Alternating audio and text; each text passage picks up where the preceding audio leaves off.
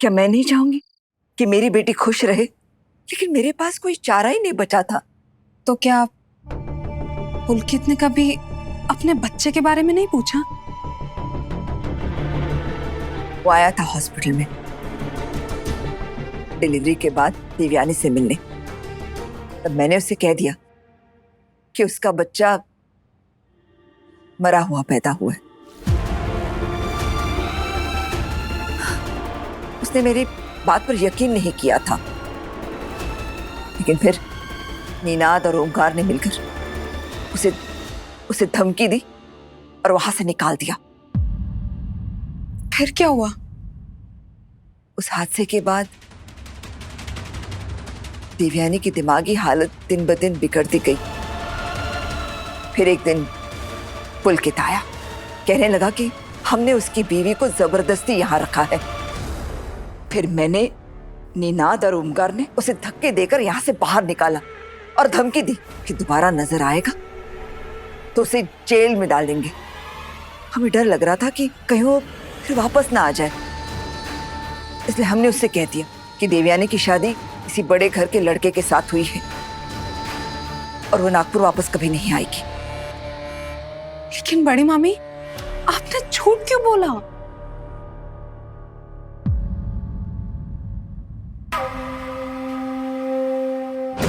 क्योंकि चौहान खानदान की इकलौती बेटी एक नौकर के बेटे के साथ अपनी जिंदगी कैसे बिता सकती थी? समाज में क्या मुंह दिखाते हम? लेकिन बड़ी मामी, आपको पता है कि अब देवीताई का बच्चा कहाँ है? नहीं, मुझे तो ये भी नहीं पता कि वो लड़का था या लड़की।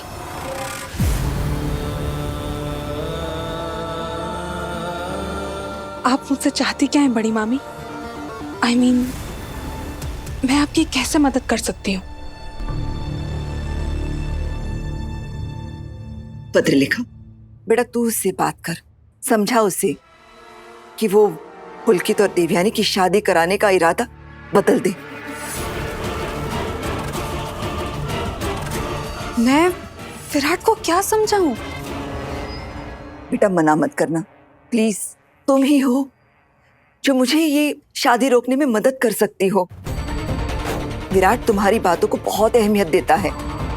वो तो उस सई की चालबाजियों की वजह से तो तुम पर कभी कभी गुस्सा हो जाता है। लेकिन बड़ी मामी, मैं कैसे ये बेटा, तुम उसकी दोस्त हो, उस नाते तुम उससे बात कर ही सकती हो।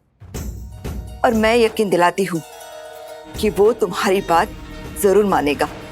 लेकिन मैं उससे कहूंगी क्या?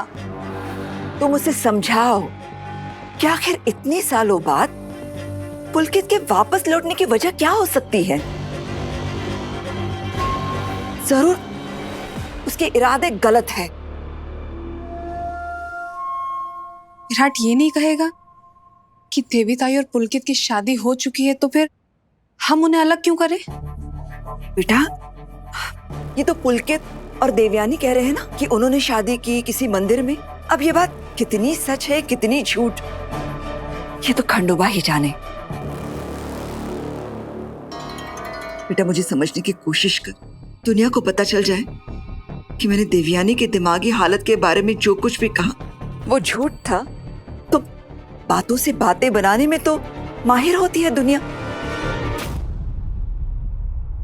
बड़ा, ये शादी हमें किसी भी कीमत पर रोकनी होगी।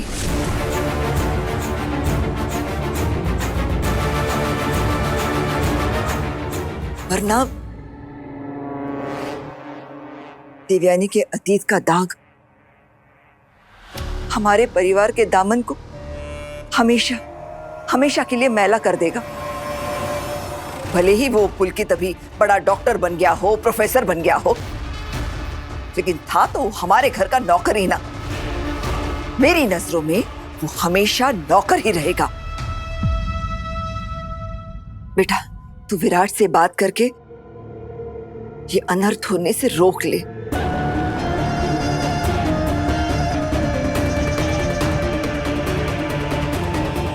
मैं देखती हूँ बड़ी मामी कि मैं क्या कर सकती हूँ। मुझे तुझसे ही उम्मीद है। नहीं तो सही उस जंगली मुर्गी ने पुलकित को इतने सालों बाद इस घर में लाकर 1 मिनट में इस घर की शांति और खुशियां छीन ली।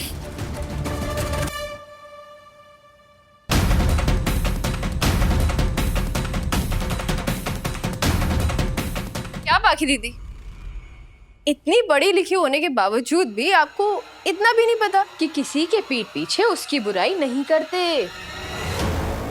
छुप के लोगों की बातें सुनना भी ना पढ़े लिखे लोगों की निशानी नहीं होती। सही, मैं आप दोनों की बातें छुपकर नहीं सुन रही थी। मैं तो आपको और काकू को नीचे पूजा के लिए बुलाने आई थी। वो तो मैंने यहाँ आकर देखा तो परनिंदम परमानंदम चल रहा था। क्यों काकू? बड़ी मामी यहाँ मुझसे कुछ जरूरी बात करने आई थी और बातों ही बातों में तुम्हारा जिक्र निकला। और जिक्र करने में और किसी की बुराइयां करने में फर्क होता है पाखी दीदी। और अगर किसी को मेरी बुराई करनी है तो मेरे सामने कर सकता है। बाय द वे, मैं आपको बता दूं, बुराई करना और बुराई सुनना दोनों ही पाप होता है। और मैं नहीं चाहती आप दोनों को पाप लगे। तेरी जैसी घर बर्बाद करने वाली लड़की से बात करने से बेहतर है मैं इस पाप का बोझ अपने सर पर ले लूं। घर बर्बाद करने वाली लड़की? मैं तो देवी ताई का घर बसाना चाहती हूँ। उनकी खुशियां उन्हें लौटाना चाहती हूँ, वो खुशियां जो आपने छीन ली थी काकू।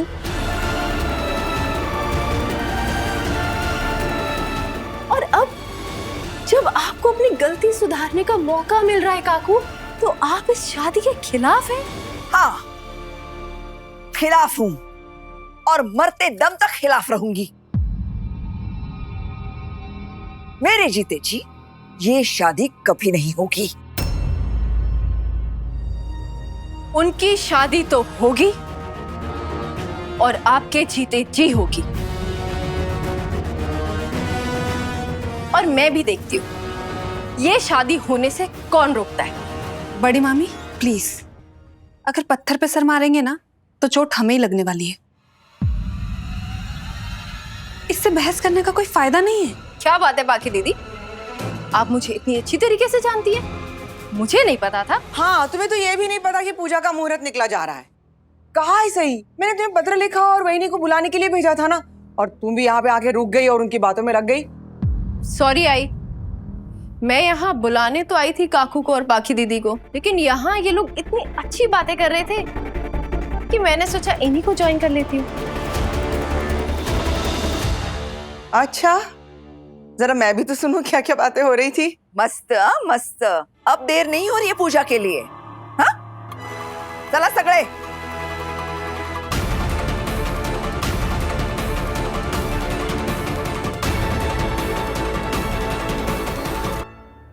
अरे, आप लोग सब खड़े क्यों हैं?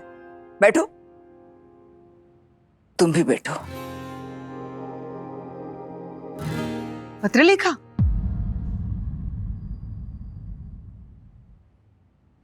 कहाँ है? तुम विराट के बगल में क्यों बैठना चाहती हो?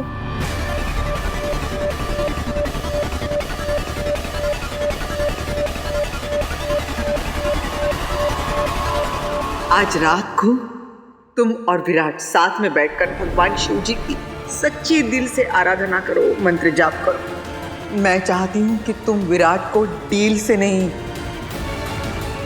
दिल से अपना पति मानो।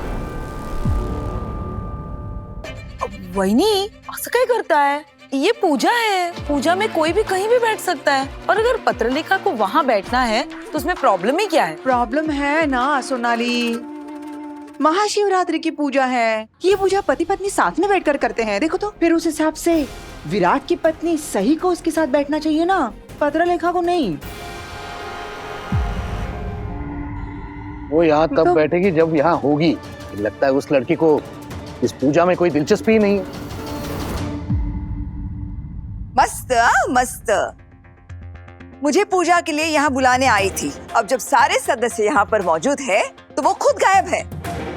कहाँ है तुम्हारी बहू? ये मैं आऊं काकू? घर के सारे सदस्य अब आए हैं।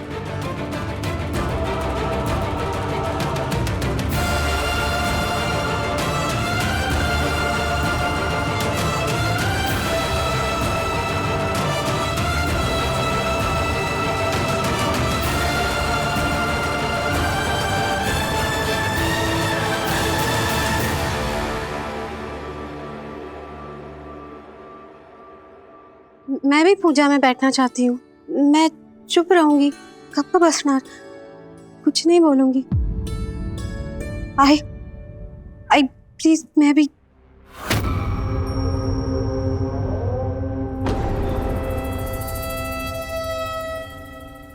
और ये क्या है? पुलकित के सामने भी तो इसे दुल्हन की तरह सजा कर ले आई थी, और अभी पूजा के लिए ले आई है। हो काकू, बिल्कुल। महाशिवरात्रि के दिन आज महादेव ने ताई को उनकी खुशियां लौटा दी हैं। वो खुशियां जिनका वो बरसों से इंतजार कर रही थी। महादेव ने जब खुद ताई को अपना आशीर्वाद दिया है, तो आप इन्हें पूजा में बैठने से रोकने वाली कौन होती है? तुमने कोई कसम खा रखी है क्या? अगर वहिनी ने किसी बात के लिए मना कर दिया तो वही बात करोगी तुम? ओ महारानी, समझ में नहीं आता है, बहनी इस घर की बड़ी हैं। अगर उन्होंने कुछ करने को कहा है तो सोच समझ के ही बोला होगा ना।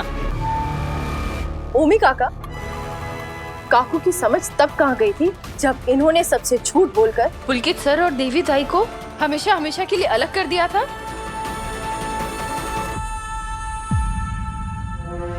लेकिन आज महाशिवरात्रि के दिन महादेव ने खुद पुलकित सर को मुझसे मंदिर में मिलवा दिया। ये महादेव की ही मर्जी है कि उन्होंने आज महाशिवरात्रि के शुभ दिन पर दो प्यार करने वालों को मिलवा दिया, और महादेव के आशीर्वाद से ही इन दोनों की दोबारा शादी भी होगी।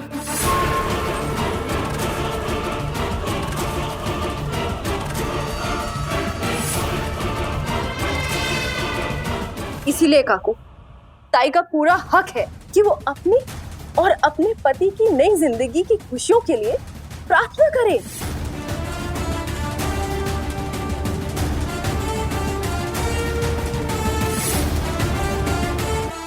तुम इतना यकीन के साथ कैसे कह सकती हो सही कि पुलकित और देवी ताई की शादी पहले भी हो चुकी है? बाकी दीदी, देवी ताई ने सबके सामने बोला कि उन्हें याद आ गया उनकी और पुलकित सर की शादी हुई थी।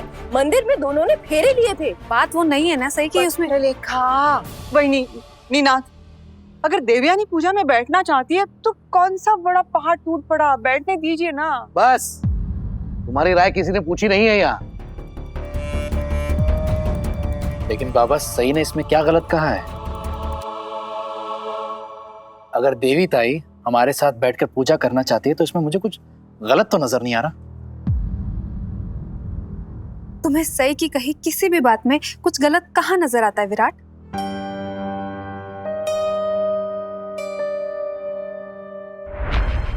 अभी जो बात कर रहे हैं उसी के बारे में बात करें।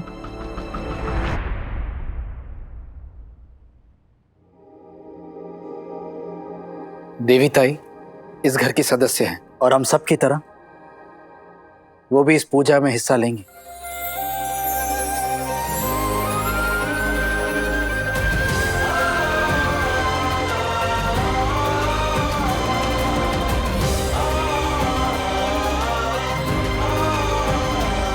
आ जाता है।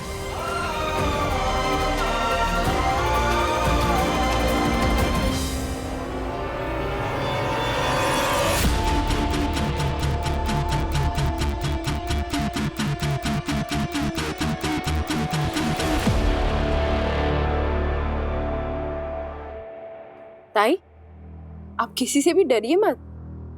विराट सर और मैं है ना आपके साथ। सब लोग मिल के पूजा करेंगे। हाँ?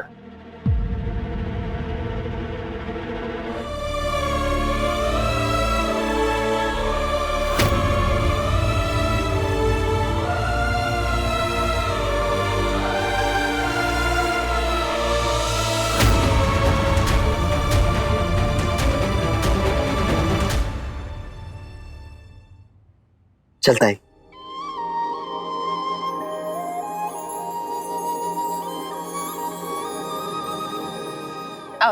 हमारे साथ बीच में बैठिए। सही बीरू, मैं तुम दोनों के बीच में नहीं बैठूंगी। क्यों ताई? क्योंकि आज की पूजा में पति पत्नी साथ में बैठते हैं ना, और तूने तो मुझे मेरे पति से मिलाया, तो फिर मैं तुझे तेरे पति से कैसे दूर करूं?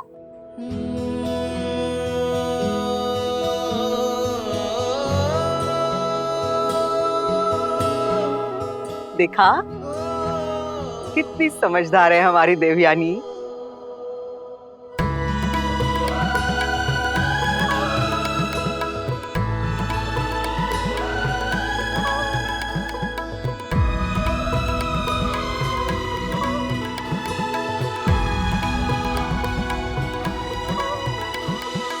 पत्र लिखा, मेरे पास बैठो। आओ। विराट, सही, शिवाभिषेक करना है, शुरू करो।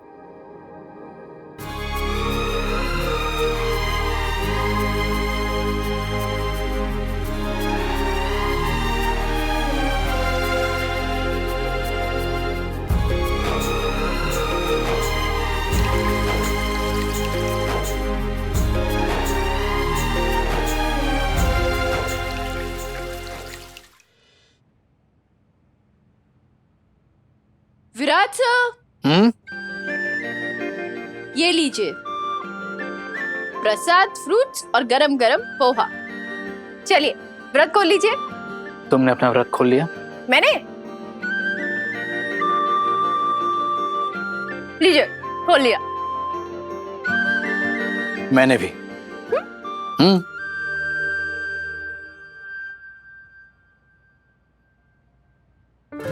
अभी स्मार्ट।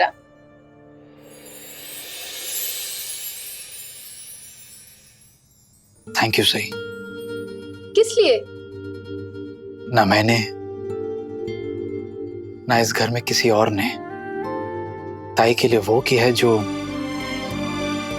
आज तुमने की है। उसके लिए थैंक यू।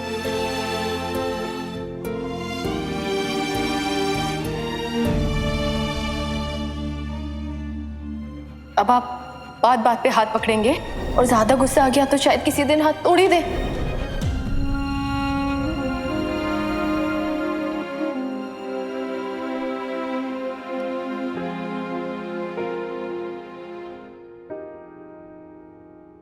अच्छी बातों पे हाथ पकड़ सकते हैं, ऐसी भी मनाही नहीं है।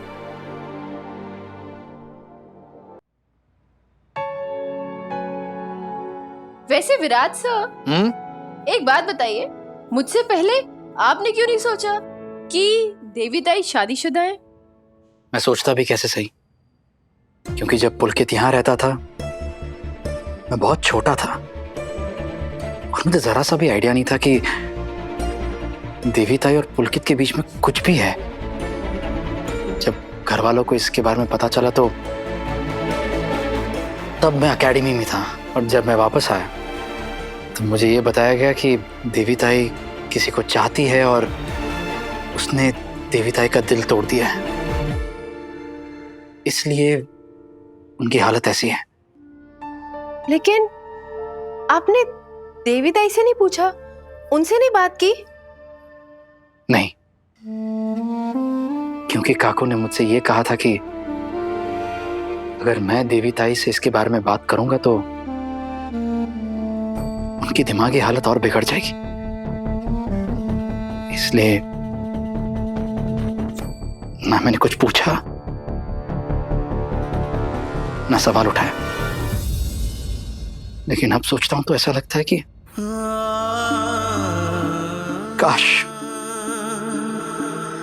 काश मैंने कुछ पूछ लिया होता, सवाल उठाए होते, बिना सोचे समझे काकू की बात सुनी ना होती, ना यकीन किया होता। काश। लेकिन इसमें आपकी भी गलती नहीं है। इस घर में तो काकू की बात ही पत्थर की लकीर मानी जाती है ना। लेकिन शायद इस बार आपको एहसास हो गया होगा कि किसी की भी बात पर ऐसे आंख बंद कर यकीन नहीं करना चाहिए। सही, मैंने आंख बंद करके अरे मैं एक जरूरी बात तो आपको बताना ही भूल गई। क्या? पुलकित सर और देवी ताई की एक बेटी है।